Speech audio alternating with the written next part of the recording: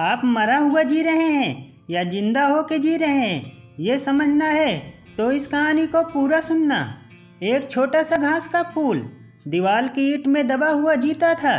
तूफान आता था, उसे चोट नहीं होती थी। ईंटों की आड़ से सूरज निकलता था, उस फूल को नहीं सता पाता था क्योंकि उसे आड़ थी। वर्षा होती थी, उसे गिरा नहीं पाती थी क्योंकि पहले से नीचे लगा था।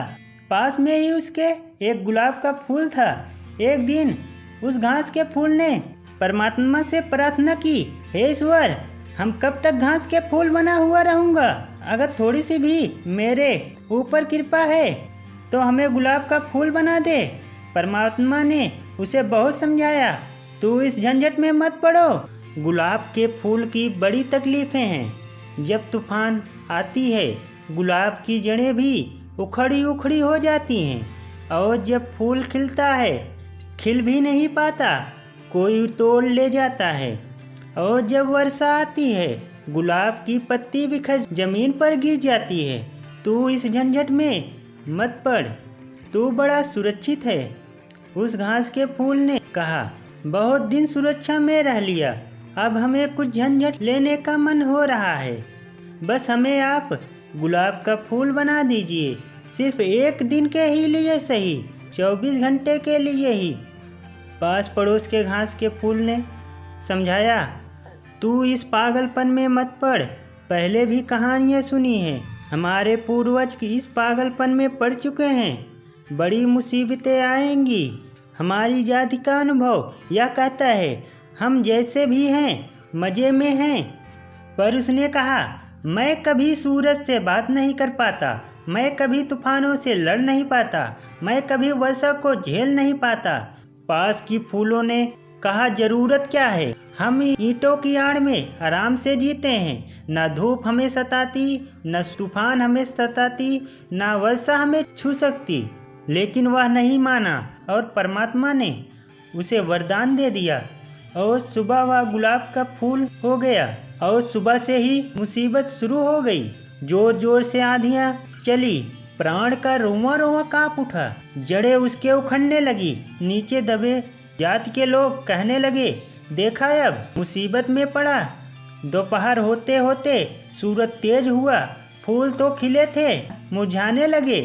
वर्षा आई, पंखियाँ उखड़ने लगी और शाम होते होते इतनी तेज वर्षा हुई कि उसके जड़ें उखड़ गई और गुलाब का फूल का पौधा ज़मीन पर गिर पड़ा।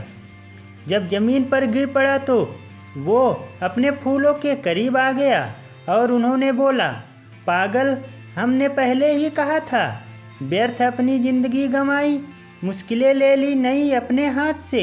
हमारी पुरानी सुविधा भी माना कि पुरानी मुश्किलें थी, लेकिन सब आदि था, परिचित था, सब साथ साथ जीते थे, सब ठीक था। उस मरते हुए गुलाब के फूल ने कहा, न समझो, मैं तुमसे भी ये कहूँगा, जिंदगी भर ईंट के आड़ में छिपे हुए घास का फूल होने से 24 घंटे के लिए गुलाब का फूल हो जाना बहुत आनंदपूर्ण है। मैंने अपनी आत्मा पाली, तूफानों से लड़ लिया, सूरज से मुलाकात की, मैं हवाओं से जूझ लिया। मैं ऐसे ही नहीं मर रहा हूँ, मैं जी कर मर रहा हूँ और तुम मरे हुए जी रहे हो। निश्चित ही जिंदगी को हमें जिंदा बनाना है तो बहुत सी जिंदी समस्याएं खड़ी हो जाएंगी, लेकिन होनी चाहिए।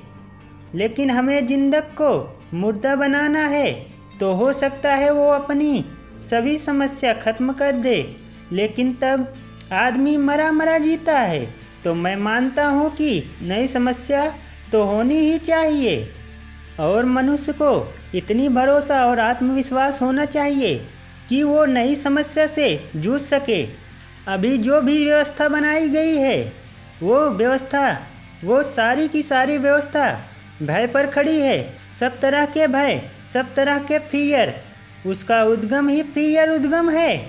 इसका क्या होगा, उसका क्या होगा, मैं सब सोचकर हम घर में रुके रह जाते हैं और कभी नहीं सोचते कि क्या होगा इस डर से नया कदम नहीं उठाते और जो हो रहा है उसको भी नहीं देखते, क्योंकि इसको देखेंगे तो नया कदम उठाना पड़ेगा और फिर क्या पता नहीं क्या हो जाए।